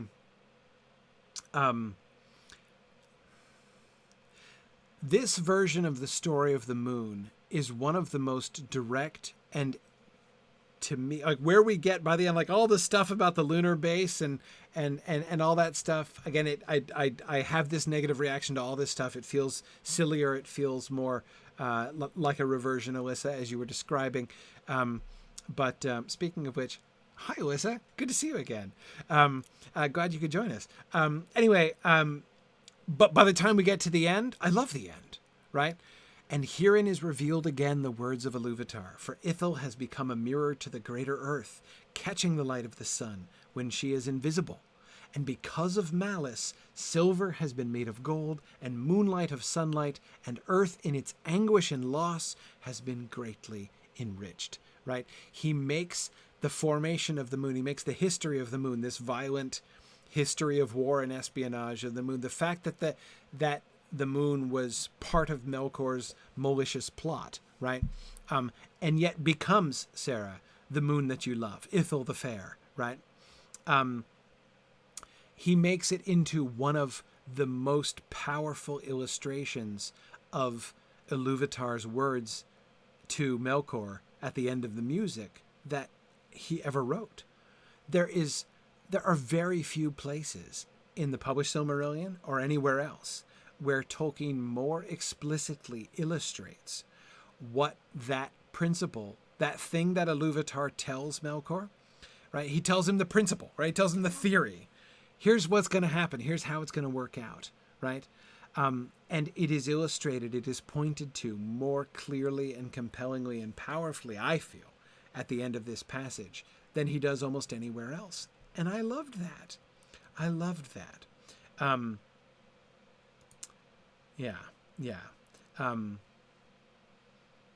Yes, none may alter the music in Iluvatar's despite, Stephen. And this is what that looks like. This is how the providence of Iluvatar and the work of and through the work of the Valar, of course, is going to take even the most horrible actions of Melkor. Like that business about the earth in its anguish and loss, right? And how through its anguish and loss, it's going to be greatly enriched. And how, again, in this way, another illustration of how evil, though remaining evil, will still be good to have been. How it is that providence can accommodate those things and exactly bring forth good out of evil. So I love that. I love that. Again, this is still Tolkien, right? This is still Tolkien doing this. And it's not like the whole thing is horrible from one end to the next. But anyway, yeah. Like I said, this passage was for me like the best and the worst.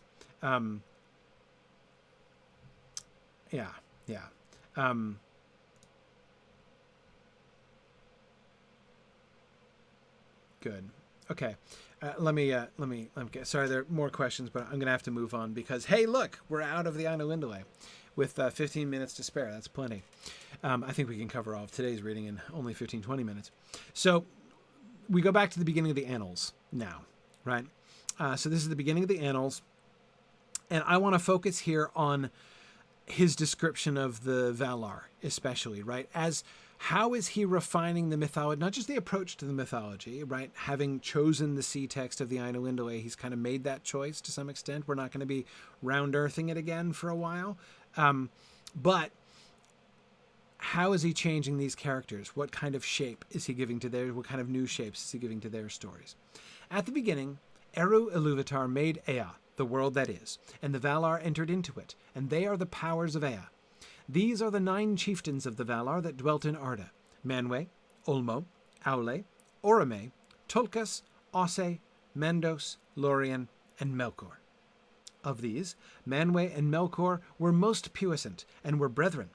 Manwë is lord of the Valar, and holy, but Melkor turned to lust of power and pride, and became evil and violent, and his name is accursed, and is not spoken. He is named Morgoth. Orome and Tulkas were younger in the thought of Eru, ere the devising of the world, and Tulkas came last to the kingdom of Arda. The queens of the Valar are 7: Varda, Yavanna, Nienna, Vaire, Vana, Nessa, and Uinen. No less in might and majesty are they than the chieftains, and they sit ever in the councils of the Valar. What do you notice? What do you notice here?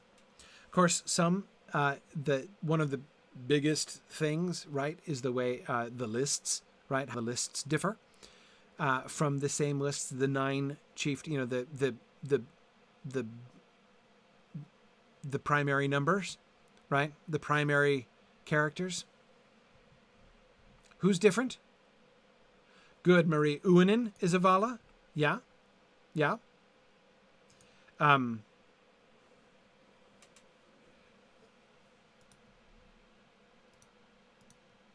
Who else?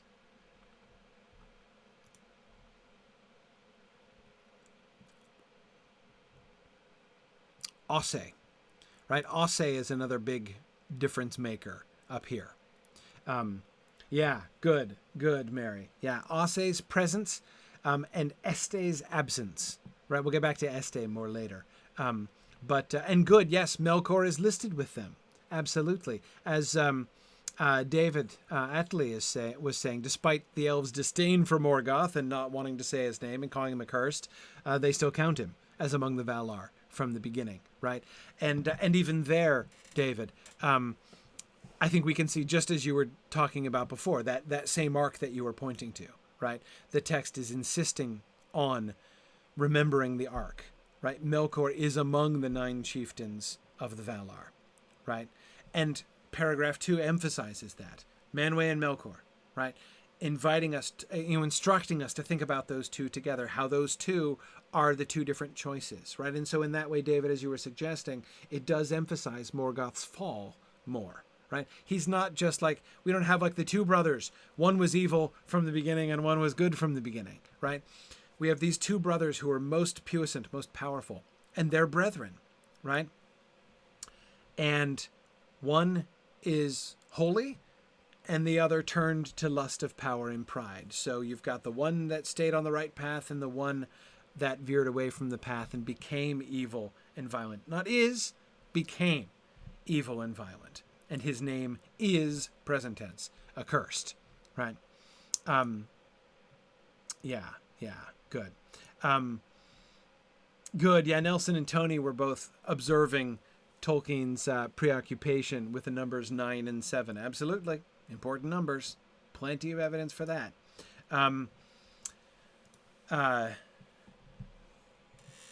Yeah, good.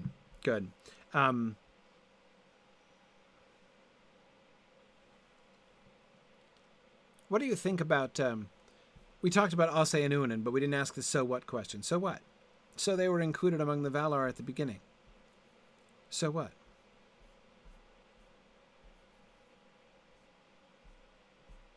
What does that suggest? Why do Osse and Uinen get demotions, do you think?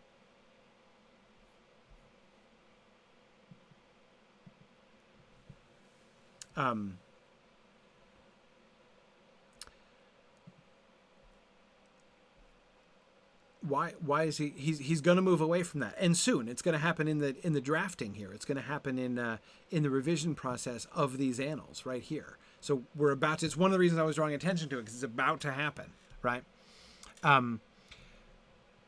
What are their jobs again?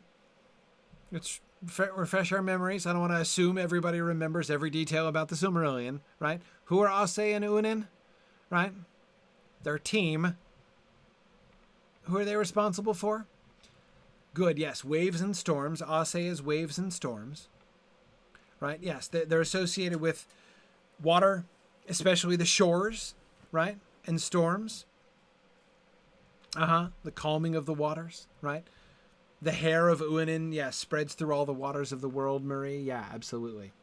Uinen is associated with rivers as well, again, with her hair, right? Absolutely. Osse, yes, is really important in Numenor, though I don't... Hey, somebody look something up for me.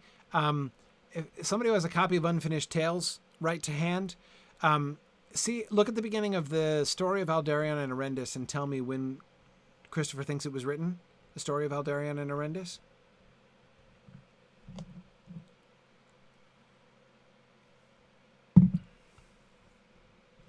Yeah. When's that? I ask that because I think that is the time when Uinen is most closely associated with the idea that Uanin was specially revered by the Númenóreans, I think dates from that story. It emerges in the course of that story. So I'm just thinking about dates, wanting to see if that, because of course we know the Númenor story is huge in his mind right now, right? Like during this whole period. And so it would make sense. 65? No way. Really? I thought it was earlier than that. Maybe. He doesn't say? Christopher doesn't even guess? I thought he did. No? Huh. Interesting. Okay. All right. So I did my Silmarillion pop quiz. Book of Lost Tales pop quiz. What's the difference between Ossë and Olmo from the beginning? Like, why in Tolkien's mythology is there one dude, Ossë, who controls the oceans and the shorelines and storms at sea and stuff? Shouldn't that be Olmo's job? Isn't Olmo the big, like, the dude of the seas, right? The Valar of the I mean, isn't he the water guy? Right? Head water guy? Why does Tolkien have two guys in the first place?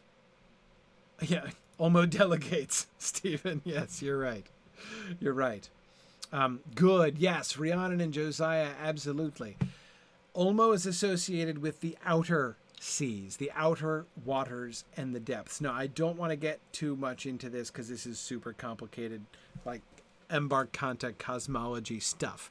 But Olmo is actually not primarily associated with water, as strange as that might seem to say, with the outer seas. But the outer seas aren't water. It's like the ether. I mean, like the oceans are the lesser seas, right? That's like that because the ocean at the end of the day is just a basin full of water, right? A biggish basin full of water, but to the Valar, not so big, right? I mean, you've got this crust on the earth, and parts of the crust have dips in it, and they're puddles. And we, because we're fairly small, call those things oceans and the great seas, right? That's a big deal to us.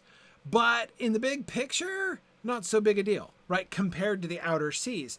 And so the whole, like the entirety of Arda is enclosed by the great seas, the outer seas, right? And that's what Olmo's primary thing is. So Olmo is the one, like, if remember how even in the flat Earth times, Arda is described as being globed amidst the void. What globed in what sense? What forms a globe around Arda?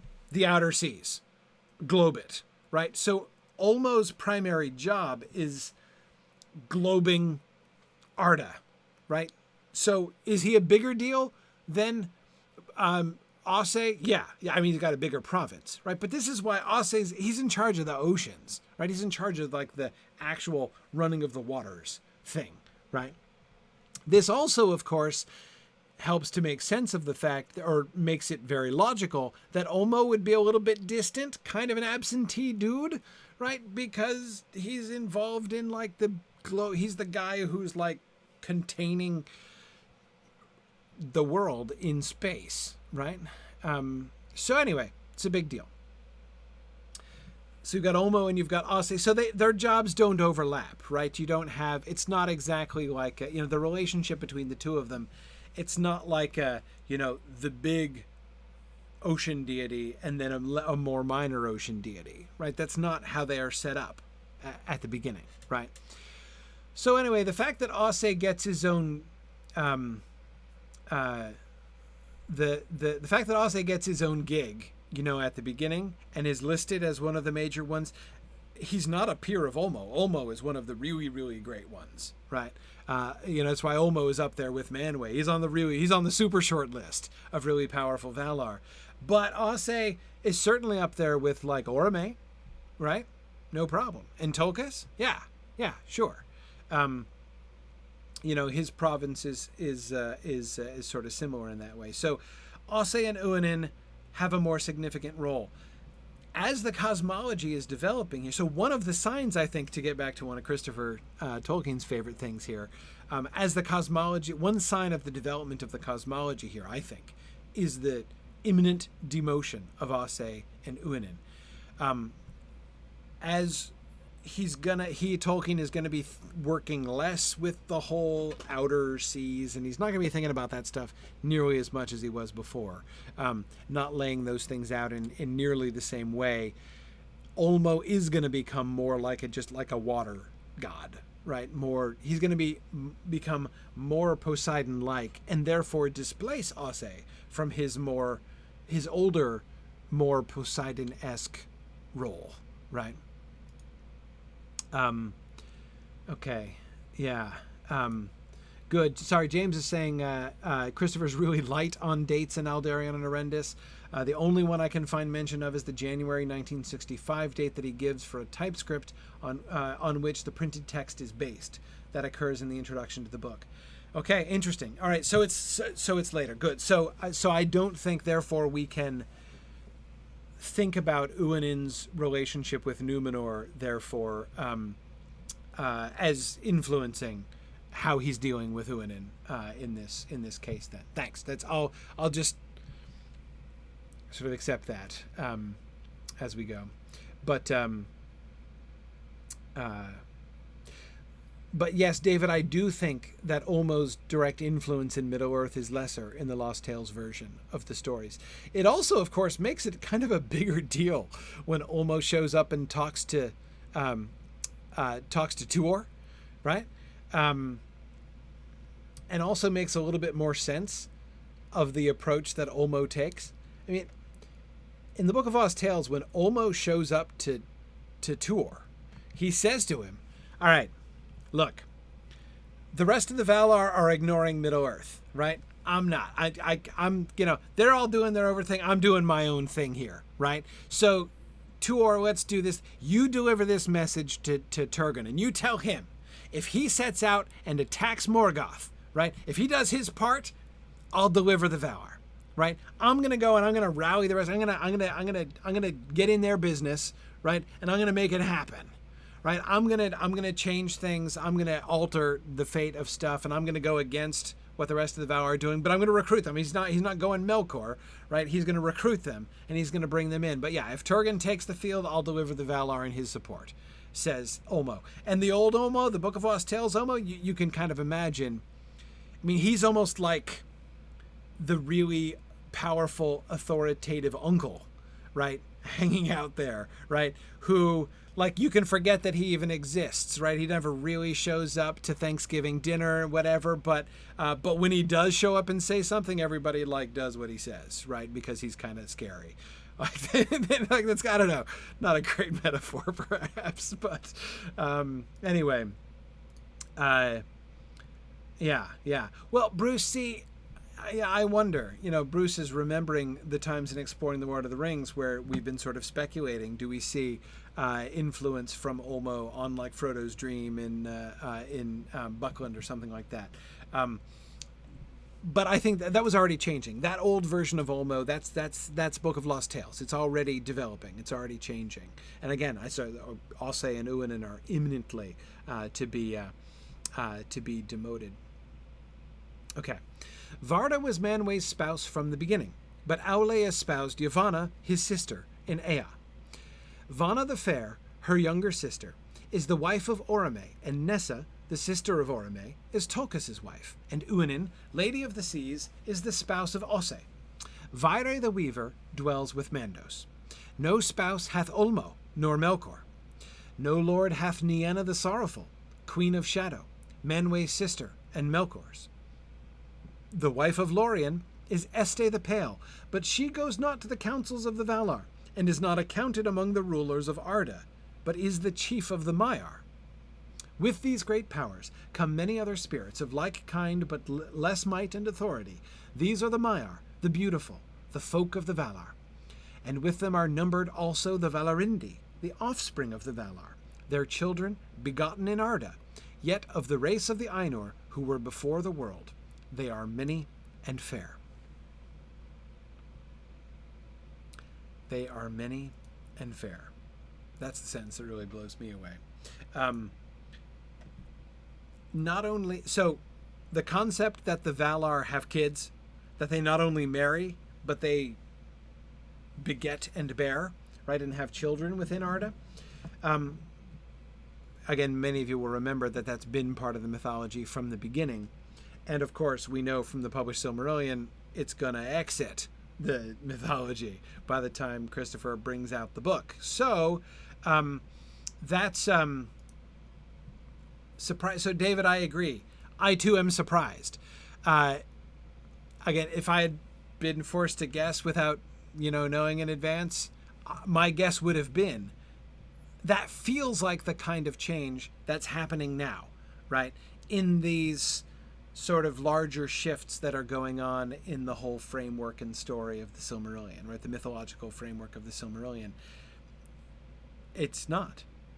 Notice, not only has he not changed, he's not even phasing it out, right?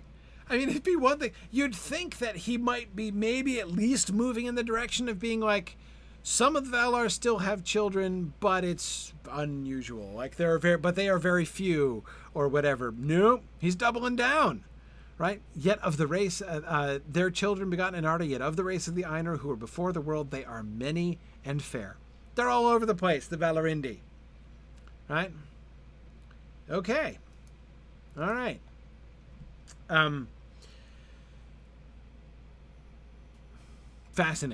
Fascinating that he's still doing that he's still going there. But notice the implication of it, right? So, okay, David, having just said that I think that I would have expected him not to do this, the fact that he is doing it still, I think we can still make some sense of it, right? Notice the implication. Maybe I'm wrong about the implication here, but I think I see this. With them are numbered also the Valarindi, the offspring of the Valar, their children begotten in Arda, yet of the race of the Ainur, who were before the world. They are many and fair. They are begotten in Arda. So the Valar have taken upon themselves, they have bound themselves to Arda, right? They take upon themselves shape. Now those shapes are still just sort of temporary things, right? They're not essential to them. And yet we can say things like the race of the Ainur. They have a race, right? They beget offspring in Arda. So the implication would seem to be that with the contextualizing of the mythology in the context of the sort of greater demand for consistency and psychological realism of The Lord of the Rings, he seems to be not only okay with, but again, even doubling down on, having the link between the Valar and the physical world be stronger. See what I mean? It's like, since they're connected to Arda, now they have substance. They are a race. They can beget children. They don't exactly have physical bodies, but they don't exactly not have physical bodies either, right? You see what I mean? They are more. They act like a race within Arda. They act like the children of Iluvatar. Their relationship with Arda is kind of similar, right?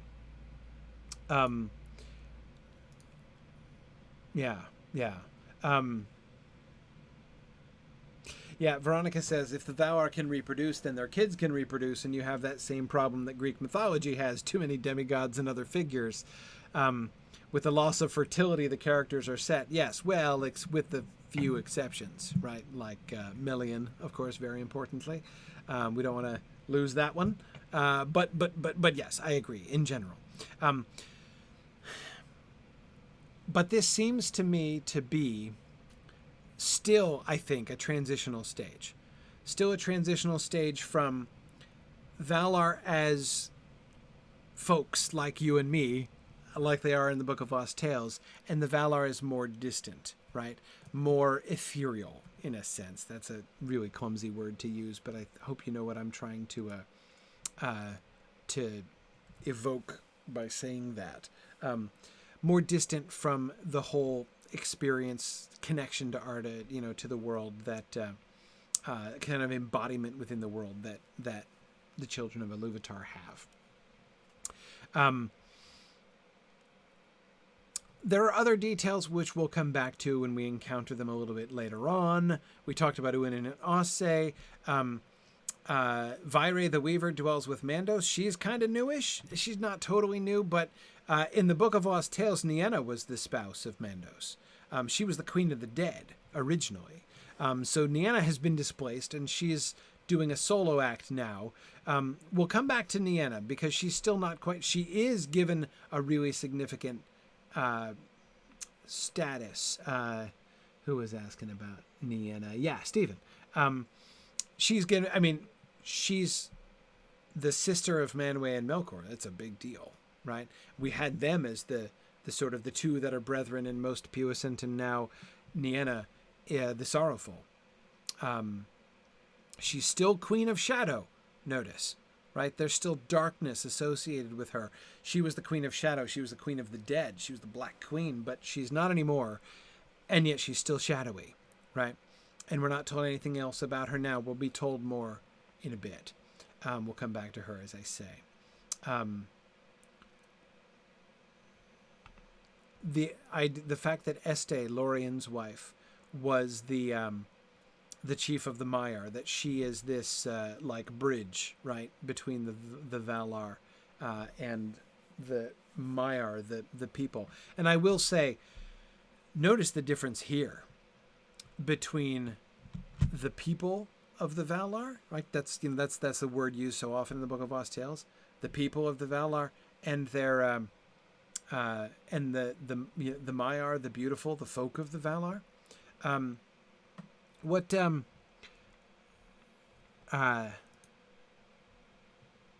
Yeah, Josiah, I don't know. It does almost sound like in saying Vaire dwells with Mandos, he seems to almost specifically avoid saying is the spouse of Mandos. I don't know if their relationship with different are Vaire and Mandos. Have they just moved in together but they haven't tied the knot? I don't know. Is she not? Are they not married? Are they related? And is she his sister maybe or something? I mean, again, like they live together, right? They're a team. But he's explicitly, you're right. He specifically doesn't say that they're just roommates. Exactly. They just they keep their relationship professional. They have common law marriage among the Valar, Brian. I don't know. Yeah, they've certainly been together long enough to trigger it, David. If they do have a common law marriage, I agree. That's interesting. Michelle says, Nienna seems to be almost a kind of midpoint between Manwë and Melkor. That's a really interesting way to think about it. Exactly, Margaret. I agree. Yeah, Vaire and Mandos it's complicated, no question. But anyway, sorry, what was that? Este. No, sorry, the Maiar. Another Book of Lost Tales quiz. Who were the people? Who were the people of the Valar? Who were Manwë's people? Who were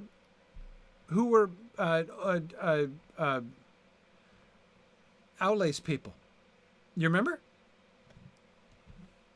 Who are Yavanna's people? Exactly, Josiah. Sprites, sylphs, brownies, gnomes, like the tunneling gnomes, not the Noldor. Those guys. The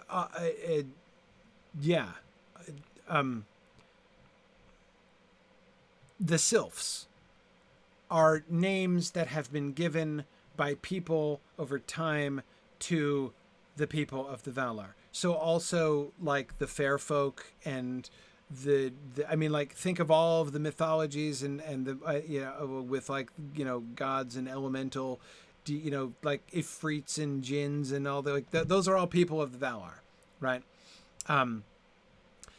All that stuff is, again, this is as we were saying before, as Alyssa was saying, the Book of Lost Tales, very interested in myths of explanation, right? And one of the things that the Book of Lost Tales is most interested in by its title, right? This is the Book of Lost Tales, which tales, if they hadn't been lost, we would understand better why all these things happen. Why have there been all these stories? Why are there all these stories about fairies and wars and ancient wars and all these, these mysterious semi-divine figures and everything else? Well, all of these traditions, these fairy tale and mythological traditions, are garbled versions of the truth, right?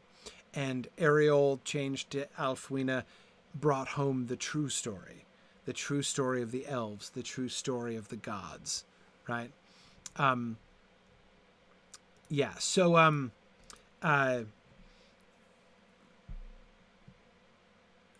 Maiar, the beautiful, the folk of the Valar, were in a different place, totally different place. We're not talking about brownies and sylphs anymore.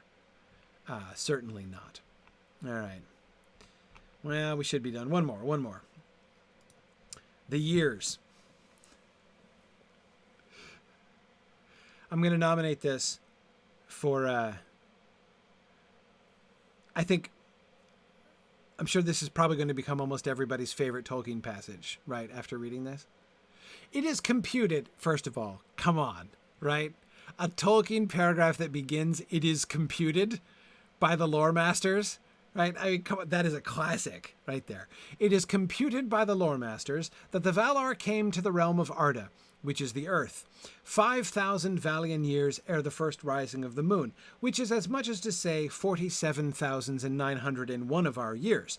Of these, 3,500 or 33,530 of our reckoning passed ere the measurement of time first known to the Eldar began with the flowering of the trees. Those were the days before days. Thereafter, 1,405 and 90 Valian years, or 14,000 of our years and 322, followed, during which the light of the trees shone in Valinor. Those were the days of bliss. In those days, the year 1050 of the Valar, the elves awoke in Cuiviénen, and the first age of the children of Ilúvatar began." Yeah, Stephen says, just with the first line, this is my favorite Tolkien passage. Whew, yeah. Oh, man, I agree, Nancy. Everybody get out your abacus, right? And we'll go over this passage again. Anyway, this is fantastic. Matt's response is, "Truly, you have a dizzying intellect." Okay. I don't want to get into the details here. We're not going to do math. Don't worry. There's not going to be a math quiz here. There are two things, though, that I want to point to, right? Although this is in some ways a kind of an awkward passage and a kind of a funny passage, I think this passage is one of the purest examples of the trend that we've been seeing throughout Morgoth's Ring so far, right? And so we're going to end with this passage tonight. It's my culmination of the first two classes, right? Notice the two impulses that are at work here. I talked about marriage, right? Marriage of the Silmarillion and the Lord of the Rings. See the marriage happening here? Or rather, like, this passage is a child of that marriage, right? On the one hand, we have the myths, right? We have the assertion of that deep mythological framework, right? Ignore all the numbers. Read it through and ignore all the numbers, right? And we still get these luminous mythological concepts, right? Which are so radiant, which are so powerful in Tolkien's Legendarium, right? Ere the measurement of time first known to the Eldar began with the flowering of the trees. Those were the days before days, during which the light of the trees shone in Valinor. Those were the days of bliss, capital D, capital B. In those days, the elves awoke in Cuiviénen, and the first age of the children of Ilúvatar began. Right? we have the mythological framework, and we also have all the numbers. We also have the computation. But let's crank this out, people. Let's figure out exactly how this translates to recorded history of the Lord of the Rings world, right?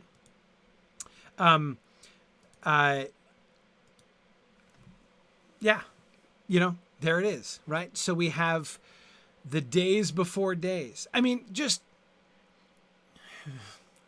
I'm not trying to make fun of Tolkien here, but the irony, right? The tension of, on the one hand, telling us those were the days before days. Wait, Tolkien, which one? Which were the days before days?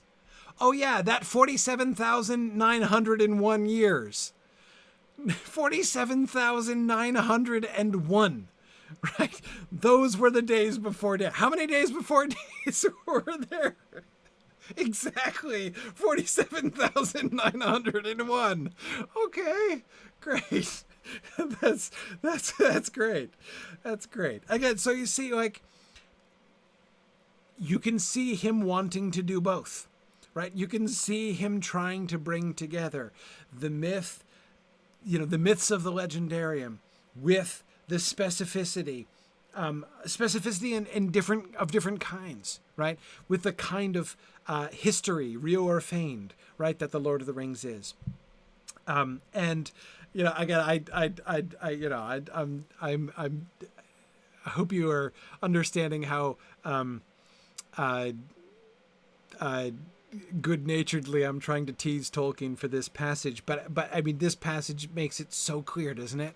The way that he's trying to bring those two things together, and when they come together this, like, explicitly, it's kind of jarring, right?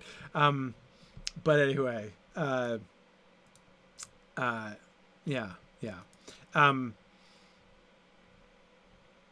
Yeah, and David, I absolutely agree. David says, in fairness to Tolkien, this kind of thing is in the finest tradition of medieval biblical scholars. It so is. It so is. Yeah, David, I will. You're absolutely right. Medieval readers would have eaten this on toast. They would love this, right? I mean, like, oh, like the little ears of the medieval monks reading this passage would have been perking up like nobody's business at the sentence it is computed by the lore masters, right? They would have absolutely loved this.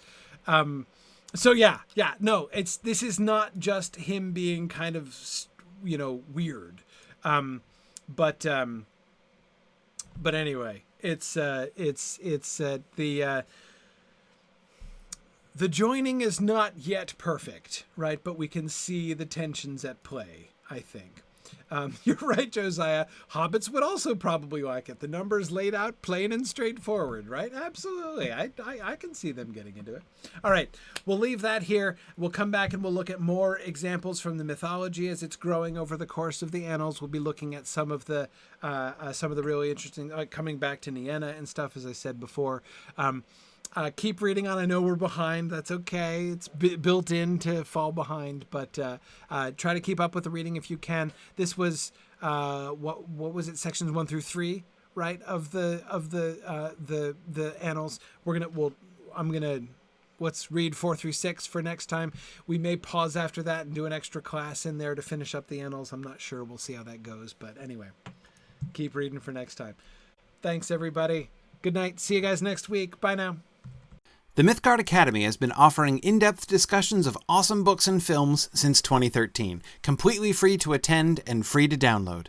If you've enjoyed our discussions and would like to help them continue, please consider donating at signumuniversity.org/fund.